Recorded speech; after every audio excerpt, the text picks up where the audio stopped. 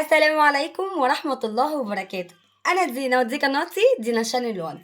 النهاردة هنعمل مع بعض تفريزات وتخزينات وحاجات كتير كده. أول مرة هعملها معاكم. النهاردة يا جماعة احنا إن شاء الله في خواتم شهر رجب. كل سنة وانتم طيبين. ابتديت بقى ان انا انزل السوق كده واشتري حاجة الشهر. وفي حاجة معايا للشهرين، يعني عندي كده اللي هو البرسيل ال5 كيلو، وعليه كيلو جيركن هدية دوت، يعني 6 كيلو دول بيقعدوا معايا شهرين او 3 شهور. بتغسلي بغسل وبعمل غسيل كتير قوي صبح وليل. وكمان لقيت عرض الملح دوت، هو كيس الملح غلي بس انا لقيت الكيس هنا عندنا لسه بجنيه، فجبت 5 اكياس وجبت 6 كيلو برتقال. وكمان جبت زيت وسكر والتموين بتاعي وحاجتي. فانا هوريكم بقى التفريزات والتخزينات بتاعتي على قد ما قدرتي.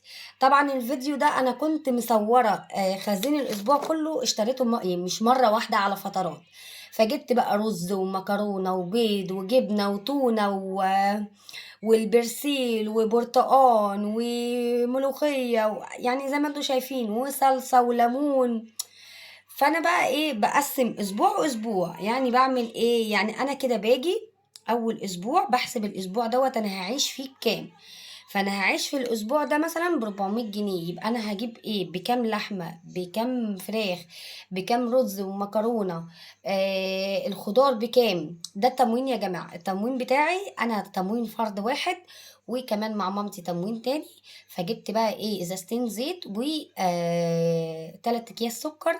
وكمان جبت كيس شعرية. انا بقى اشتريت السمنة والشاي والدقيق. تمام. السمنة لقيتها عاملة 49 جنيه، اللي هي العلبة الصغيرة مش الكبيرة. وكده شوية مشتريات بقى للأسبوع. قلت عشان خاطر ايه ما ننزلش تاني، جبنا بقى كوسة وملوخية وبصل. 3 كيلو بصل. عايزة اقول لكم يا جماعة، الملوخية وصلت عندنا 13 جنيه و15 جنيه. فانا بمشي كده واسأل على الاسعار وبشوف اقرب حاجة ايه. هنجيب بقى كيلو ونص كده ملوخية تكفينا الأسبوعين. أسبوعين ونقسمها على أكياس. تمام. هجيب الملوخية هقرطفها واغسلها وانضفها، وبعدين أخزنها على أكياس. الكوسة والجزر والفاصوليا والبسلة هنعملهم شوربة خضار كده، وهنبتدي نغسلهم ونفرزهم برضو في أكياس. الفيديو ده يا جماعة يتبع لفيديو تاني، يعني حلقة تانية كمان. احنا قلنا النهاردة تفريزات ومشتريات. طيب انا بوريكم ازاي بنمشي الاسبوع بتاعنا على قد الامكانيات. يعني ناس بتمشي الاسبوع مثلا ب 600 جنيه 800 جنيه، ناس بتمشيها ب 300 جنيه. فجبنا كده الملوخية فرزناها وقطعناها، وكمان هنغسلها ونفرزها في اكياس. عندي برد كويس جدا، يعني الحمد لله عملت قهوة بليمون عشان خاطر تقطم معايا البرد. انا لما بعمل قهوه بليمون بتقطم معايا البرد. هنجيب بقى الكوسه ننضفها، وكمان نقطعها نصين. الكبيره والصغيره هنعملها ايه، الصغيره نصين والكبيره 4 ارباع، يعني طرنشات صغيره. وبعد كده هنجيب البصل نحطه معانا في التربو، وابتدي بقى احسب الميزانيه بتاعتي انا همشي بقد ايه. انا عاده لما بنزل الاسبوع بتاعي يا جماعه ببقى عارفه مصروف البيت، مثلا لو 1000 2000 بعمل ميزانيه لكل اسبوع. الخضار مثلا ب200 جنيه او ب300 جنيه خضار طول الاسبوع، وب100 جنيه لبن. ومثلا بجيب ب100 جنيه فاكهه، وب100 جنيه هتبقى في الأسبوع، هتبقى مثلا نص لحمة سليم، ونص لحمة مفروم، ووركين أو 3 أوراك، أو ممكن أعمل بانيه. فزي ما انتوا هتشوفوا كده أنا عملت بانيه. تمام. الأسبوع اللي بعده بدخل بقى طبعا 200 جنيه خضار، نص كيلو كبدة، كيلو سمك. وببتدي ان انا انوع طول الشهر. الشهر 3 اسابيع. قسمي اسبوع للحمه، اسبوع للسمك، اسبوع للكبده والحاجات الخفيفه. اهم حاجه في القصه دي كلها البطاطس والملوخيه. البطاطس، طواجن البطاطس معاكي، صواني البطاطس معاكي. الملوخيه بتسد جوع برضو. فالحاجات اللي تركزي عليها، الرز ما يتقطعش من البيت، الرز، مكرونة، بطاطس، ملوخية، 4 الحاجات دول والطماطم، يعني 5 حاجات دول ما يتقطعوش من البيت طول الشهر. ركزي، رز، ملوخية، مكرونة، بطاطس، تمام، والطماطم. فانت كل ما تنزلي تلاقي حاجة تقومي ايه مشترية، كل ما تنزلي تلاقي حاجة تقومي ايه جايبة على قد الأكلة بتاعتك، تمام كده. ماشي.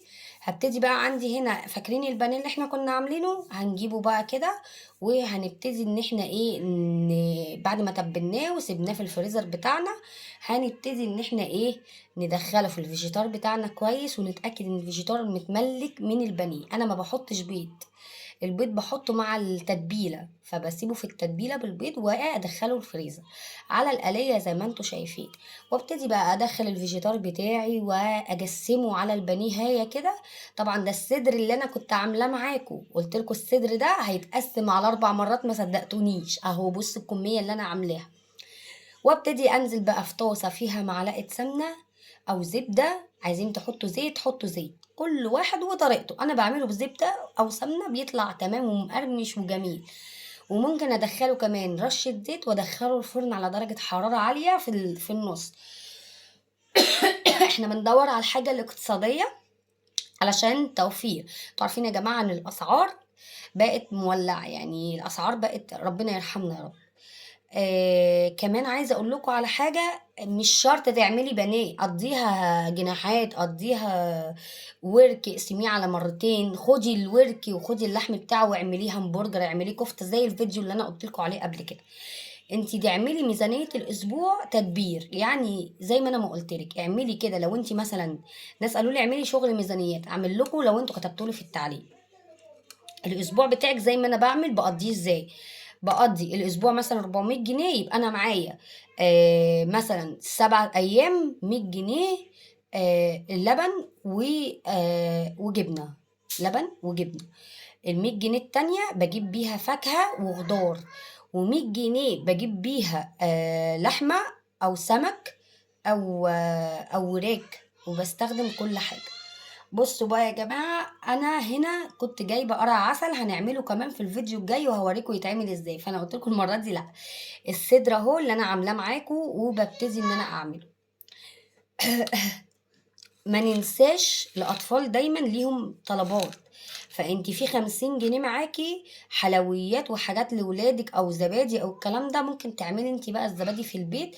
هي كوباية زبادي على نص كيلو لبن او كيلو لبن هتعمل لك زبادي يومين مع بعض، تمام. فانتي دبري نفسك بالامكانيات اللي معاك. انا مش شرط تطلعي زيي وتعملي صدور، او مش شرط ان انت هتجيبي، يا جماعه قضوها قضوها. بس انا بقولك الاساسيات اللي في البيت، اللي هي البطاطس، الرز، المكرونه، الحاجات دي بتسند البيت مع الملوخيه، بتسند البيت جامد.